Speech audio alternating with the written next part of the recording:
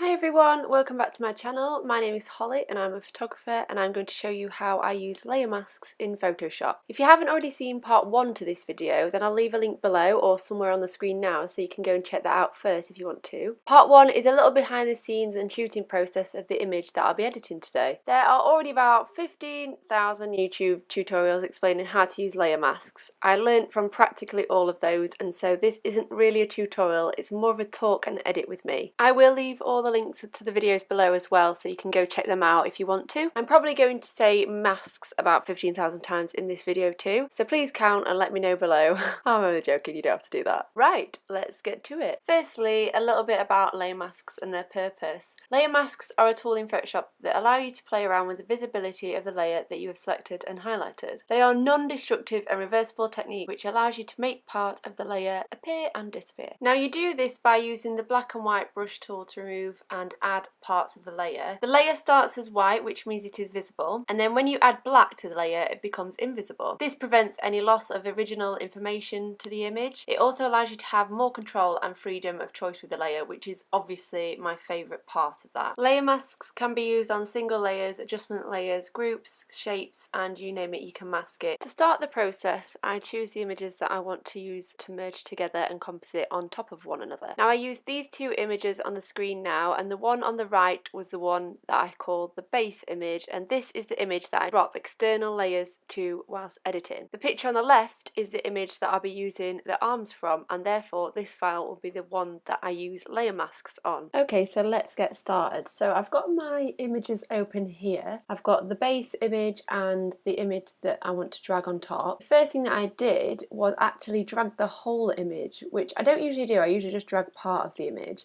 So I've dragged that on top of here now, and then I've made it so that it's in central, so it's exactly where it should be. This happens usually, the lines come up so you know where the central point is. And then to use a layer mask, I go down here. This is the tool that you use to open a layer mask on the layer. It is the rectangle with a black spot in the middle, and it says add layer mask. I'm going to click on that, and it brings up a white rectangle box the same size as your image, and you can select it or deselect it by clicking on the image, so you can actually edit the image or edit the layer mask. It's entirely up to you. So in this case I go to image, adjustments and invert, and you can see it disappeared, and then this layer has gone black. So I pick up my brush tool here and I set a softness because I like it a bit soft at first. So I usually do it, well, it doesn't really matter about size because I'll change it whilst I'm editing anyway, but then I'll set the colour to white in this case. So the first thing that I'll do is just make the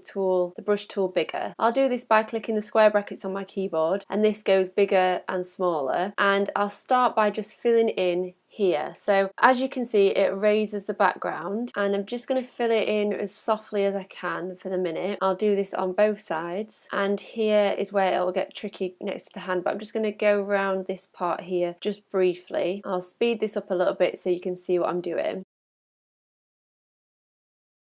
So I'll go just close to the arm, but not so it's going to erase it. However, if I did accidentally go over it like I've just done there, I can then go back onto the image and I press X, which changes. You can see now the little colours are dancing. This is me just clicking X multiple times. So I'll change it back to black, and black will erase it. So this is where I say it's non-destructive. If you accidentally go over it and you're like, oh no, I want that back, you can just erase it back. So now I'm just going to go in a bit more detail, and I like to do it a bit far away to start with, and then I'll zoom in.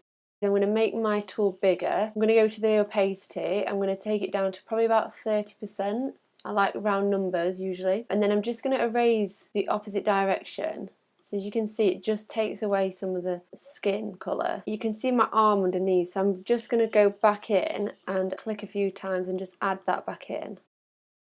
Now what I'm going to do is I'm going to zoom in, so I usually just select an area. As you can see here, you can see quite a dark line next to the arm, so this is when I get a little bit more precise. I'll go in with an extra small brush tool, and I'm just going to brush it in. I'm actually going to change the opacity to 100 again, so it's back to normal. I'm just going to go round my hand, and I'm keeping this as a soft tool.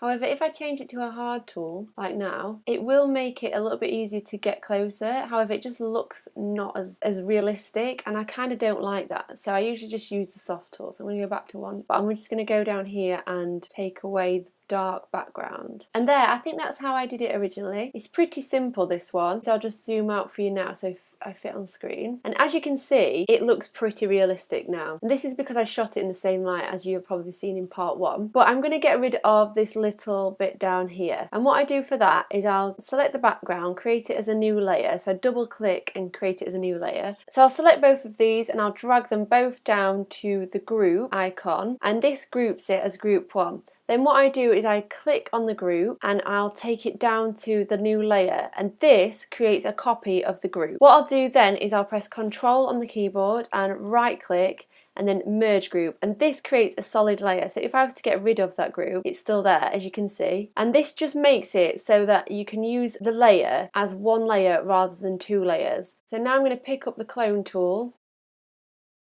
I'll now soften the skin in the background, and this actually requires a layer mask too. So how I do this is copy this group, new layer, I'll go to Filter, Blur, Surface Blur, and I'll pop on a surface blur. Now I'm going to do a bit dramatic for now so that you can see, because it's kind of subtle on the original image that I've done. So as you can see now, the image is very blurred, but the whole image is blurred, so I don't like. So what I'll do is I'll press OK and we'll just wait for that to load. I will now go down to my layer masks, add another layer mask to this image, and it pops up at the side. There's a white box, as you can see. Again, I'm going to image, adjustment, invert, so it sends it to a black. Then I'm going to change this to white over here in the colour selection, grab my brush tool, and I'm going to make the brush tool slightly bigger, and I'm going to fill in where I want the skin to be more smooth. Now, I don't usually do this when I'm retouching normal beauty fashion images.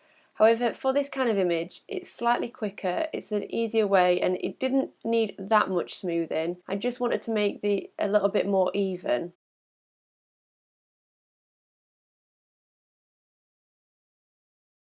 And now what I'll do with this layer is change the opacity of the layer in the layer toolbar. I'll do this usually until I'm happy with the outcome. So I'm going to change it to about 30, 40% I'm going to go with. The next thing that I did to this image is I'll dodge and burn the image. This mainly means highlight and darken areas. So I'll create a new layer and I'll go to Edit, Fill, 50% grey, 100% opacity, either way, and press OK, and this changes it to grey. Then I'll go to the blend modes over here on the layer toolbar and I'll go to Overlay, and this is my favourite, always use it. Now the next thing that I do is I'll pick up the burn tool. The burn tool is this little hand here, and I'll keep it maybe exposure about 27% here, I've got it, which is fine. And now what I do with the burn tool is, I'm just going to do this very quickly, is I just go around the image, darken the darks of the image. I like this because it brings more depth to faces and the image. So I've just been burning this image. I will accidentally do a random burn here. Oh no, I've accidentally done the wrong burn. Look how horrible that looks. So what I'm going to do with the layer masks, you can erase away parts of the image or parts of a layer, as I've said before, by selecting the layer mask and selecting the tool, the brush tool again. And this time I'm going to keep the layer white because it doesn't need to be inverted. So I'm going to make my tool a bit bigger and I'm just going to erase away where I didn't want the burn tool to be in effect on the picture. And this means that when you've done all the work and you're like, oh no, I've just made one small mistake, you don't have to start again, you can just erase it with the layer mask tool. That's what I like about it. So that's erased it, but the layer is still there. You can still see that I've darkened the darks of the image. Then what I'll do is I will get the dodge tool and I'll go on the same layer, but make sure you click back on the layer, not the layer mask, and you go in with probably an exposure of about 12 and just highlight where you think that you need highlighting. Now I'm just going to do this quite dramatically because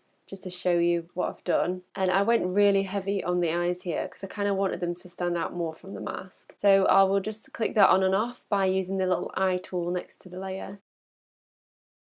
So that's before and that's after. But I'm like, no, don't like this bit here. It's too strong. So I'm going to make my tool bigger. I'm going to go and click on my layer mask, and then I'm going to erase this bit here. That's better. That's so much better. As you can see here, there's a little dot where the layer has been affected.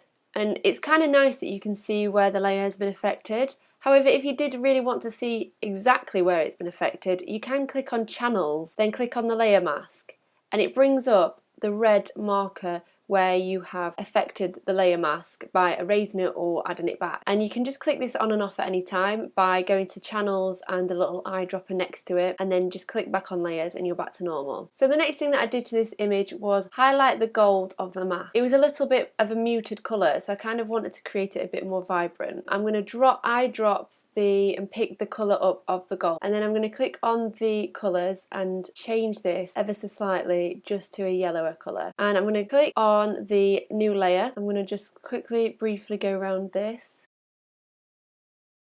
and as you can see it's looking rather fake.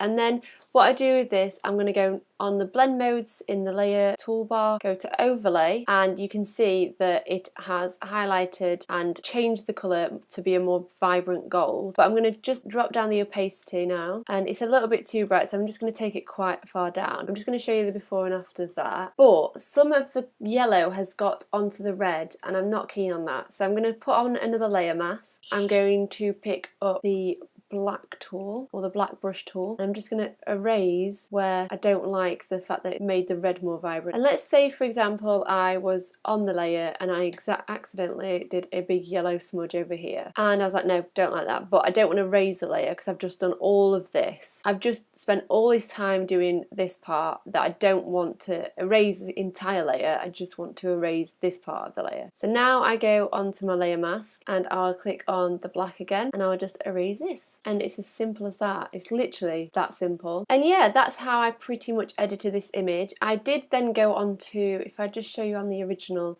image, I then went on to crop the image, and then I took it into Lightroom and added some presets. But I will talk about presets in another video so that you can see how I actually use presets. I do go through a few different steps when adding presets, and I bring them back into Photoshop and all that jazz. So I'll do that in another video. But yeah, that's the end of the video. So I hope you've enjoyed this video. It was quite a simple one, but I do videos every Wednesday and Sunday, so don't forget to subscribe for more videos like this, and I'll see you in my next one. Goodbye!